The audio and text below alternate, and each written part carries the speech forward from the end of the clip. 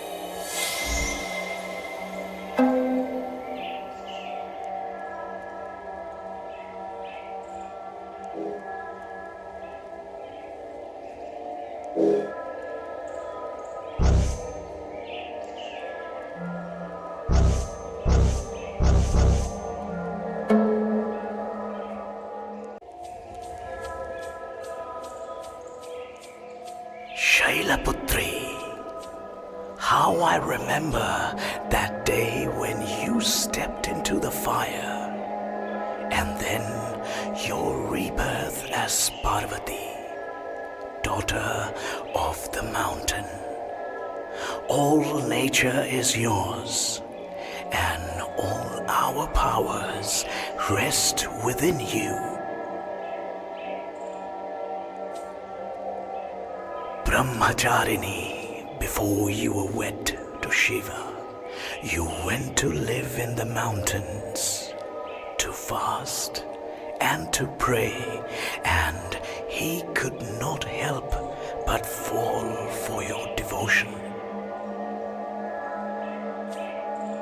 Golden Chandraghanta, great warrior against demonkind, your third eye, always watchful. Radiant Kushmanda, great creator, who made the world with just the flash of your smile.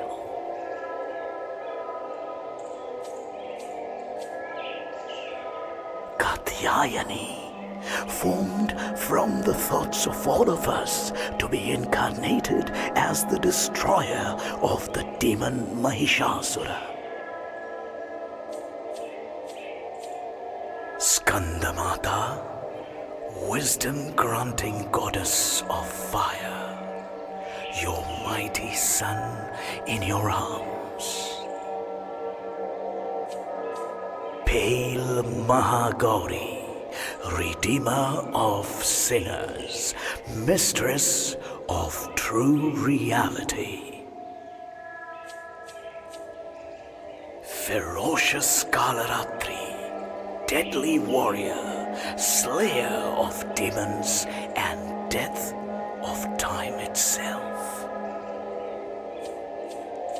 Siddhidatri, divine mistress of all perfections, gifter of the 8 powers, source of all the world.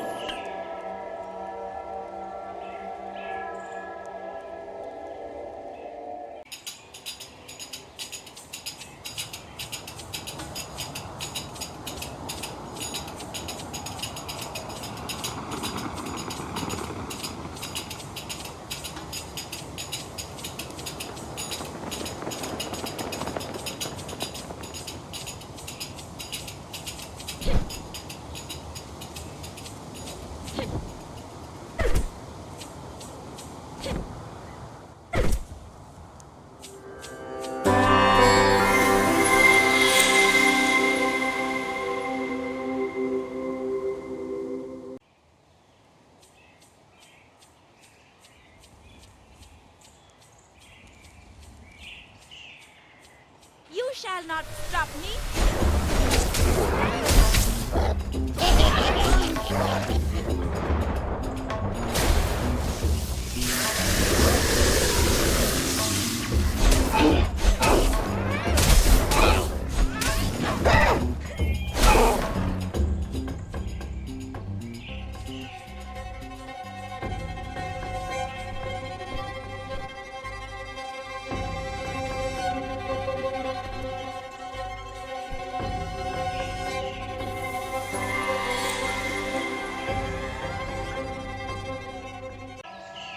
It is strange, is it not, that such a child should be born of such a bloodline at exactly the time that is needed. Who can say how such things come about? Ah, see, they have depicted Shakti's first address to us. I still hear her words echo, even now. I am Adi Parashakti. I am the absolute reality. She told us that she, the eternal font of energy, beyond form and limit, had created us to govern the universe as aspects of her power. To Brahma, she gave the role of creator and set the wise Saraswati, the primeval sound, as his consort. Together, they would create the universe.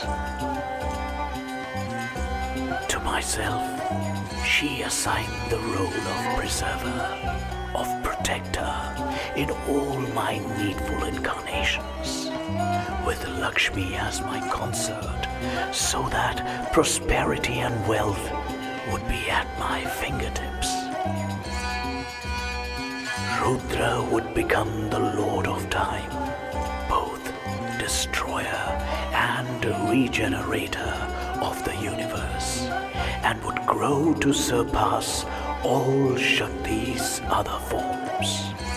One half would become Lord Shiva, destroyer of evil. The other, but you know this, Durga, for the other half was you.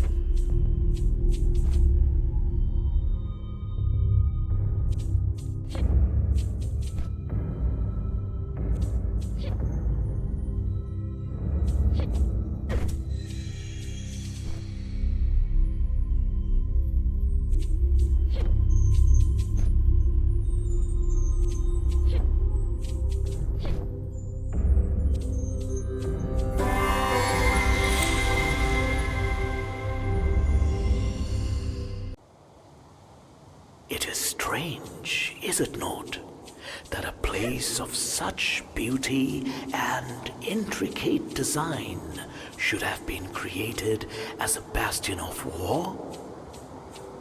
War is the means they are given to change the world. They only give it the respect that it is due. War is not.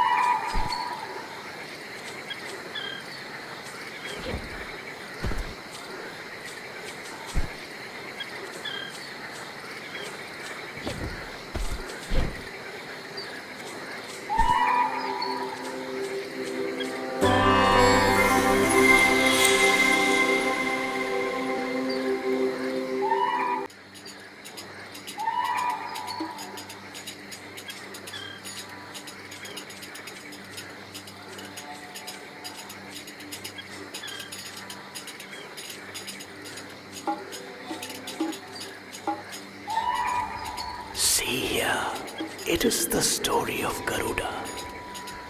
There were two sisters, Kadru and Vinita, the most dear of wives of Maharshi Kashyap. He granted each a boon to show his affection. Kadru asked to become the mother of 1,000 sons. Vinita asked for just one son, but that he must be more powerful than the 1,000 sons of Kadru. Blessed by the Maharshi, Kadru gave birth to 1,000 eggs. Vinita gave birth to only 2 eggs. With time, Kadru's eggs began to hatch. Inside each one was a coiling snake. Vinita, impatient and jealous that her sister's eggs had already hatched, took it upon herself to break open one of her own eggs. Inside Vinita's egg was a half-formed bird-like creature. Enraged by his mother's actions, he cursed her, saying that she would be a slave to Kadru until her second egg hatched. And if she did not show patience with that hatching, she would forever be a slave. And so, under the curse of a half-formed offspring, and through the machinations of Kadru and her Naga children, Vinita became a slave to her sister. Years passed until one day Vinita's second egg finally hatched. From it emerged Garuda, the king of birds. Seeing his mother's servitude, Garuda asked the Nagas to free her. They agreed, but on the condition that Garuda would fly to heaven and fetch for them the elixir of immortality. Garuda, for his mother's sake, flew to the heaven of the Devas. He was too powerful for the Devas to defeat, and so seized the elixir from them. I saw that Garuda did not want the elixir for himself, and so I manifested myself to him. Because his heart was pure, I granted him the gift of immortality. In return, he granted me the gift of becoming my mount, should I so desire it. I warned Garuda of the deceptive nature of the Nagas. So Garuda returned to the Nagas with the elixir, but tricked them, telling them that it could only be consumed after they had purified themselves in the holy river. He attacked them unsuspecting as they bathed and ate them up. He freed his mother, Vinita. For safekeeping, Brahma took the elixir and bore it back to the heavens.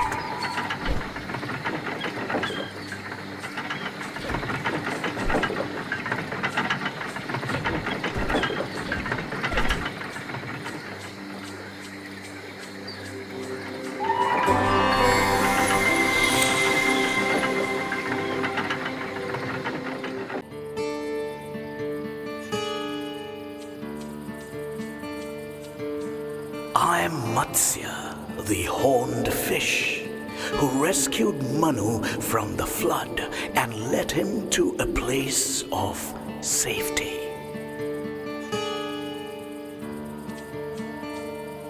I am Kurma, the great tortoise, bearing the weight of the mountain on my back. I am Varaha, the bull, who battled Hiranyaksha for 1,000 years and dragged the earth back from the cosmic ocean. I am Parashurama, the valorous great warrior who created the western lands with a throw of my axe. I am Vamana, the dwarf who bestrode both earth and heaven.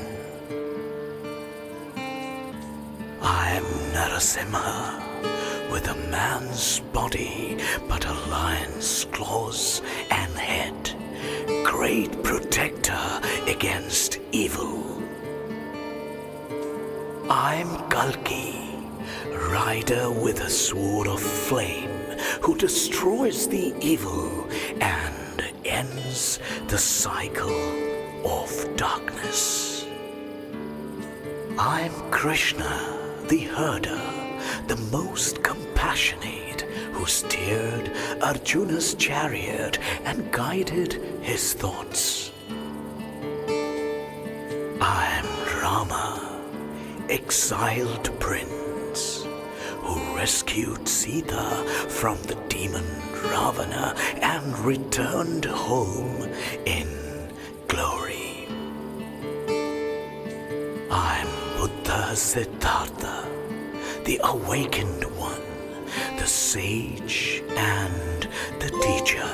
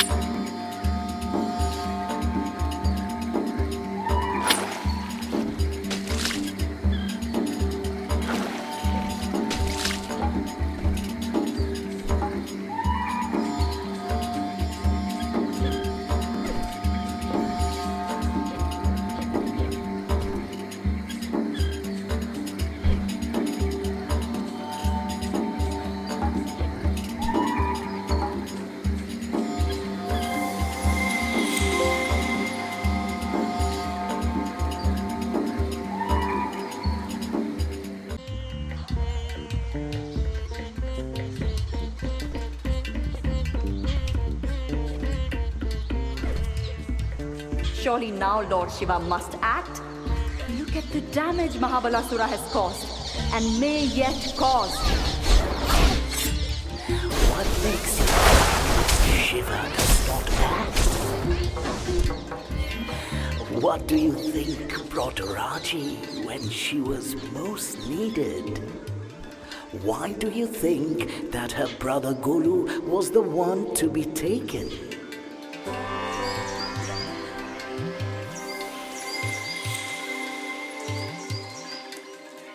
Time will tell.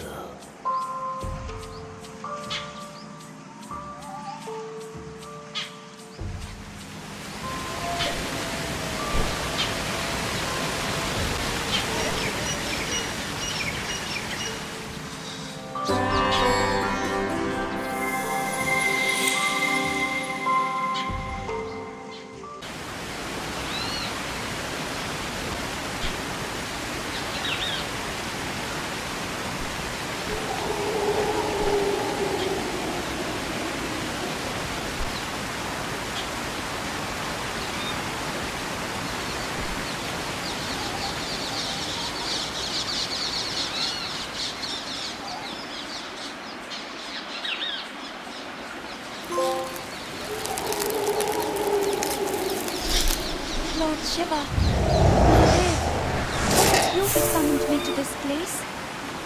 How may I stop this war and save my brother? Mahadev, I will find my way.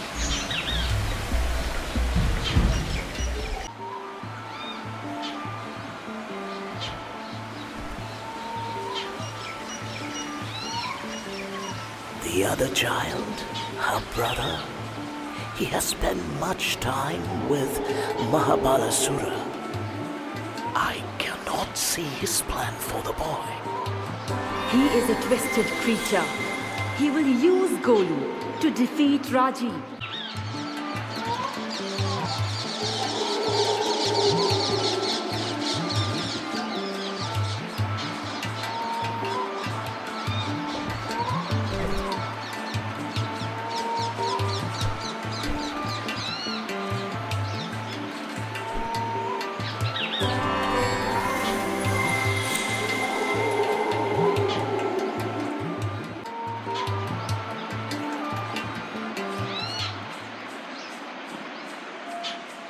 It is the birth of Piplad, an aspect of Lord Shiva. When Piplad was just a young boy, his father Dadichi gave his own bones in sacrifice to the Devas to defeat the Asuras. Piplad asked the Devas why his family should suffer such bad fortune. And they told him it was simply due to the alignment of the planets. Piplad was furious at this fate and cursed Shani of the ringed planet, whose celestial home started to fall from the sky. The Devas interceded, pleading for mercy on Shani, for Piplad to lift the curse. Piplad agreed on the condition that Shani's position would no longer bring trouble on anyone of less than 16 years old. This is the marriage of Shiva to Sati, which angered Sati's father Daksha greatly. Daksha snubbed the girl and insulted Shiva in public. Sati was unable to bear it and threw herself into the sacrificial fire. Shiva fell into a great rage and pulled a lock of hair from his brow, lashing the ground with it. And there sprang up Veerabhadra, fierce warrior of Shiva, who destroyed Daksha and extinguished his fire. Even I could not stop him. The birth of Ashwatthama, gifted to his father Drona after many years of penance, born with a magical gem in his forehead that made him a mighty warrior. After Drona was killed through trickery, Ashwatthama issued a challenge to Arjuna. Both warriors used mantras to create mighty world-destroying weapons. Arjuna was wise and withheld his weapon, but Ashwatthama did not, instead directing it at Uttara, Arjuna's daughter-in-law, utterly destroying the lineage of the Pandavas. For that action, Krishna cursed Ashwatthama and cut the gem from his forehead. For thousands of years, he roamed the forests of the world with blood and pus oozing from his injury. It is rumored he walks there still. There was a time when I was to take from upon the earth as Rama. Lord Shiva was greatly pleased and wished to travel with my avatar in my journey to aid me. But Parvati begged him to stay with her. There was a devoted king, Kesari, of the monkey people, who prayed to Shiva for a child. And so, as a means to assist me, and as boon to Kesari, Shiva was born as Kesari's son and became Hanuman, who was helper to my Rama.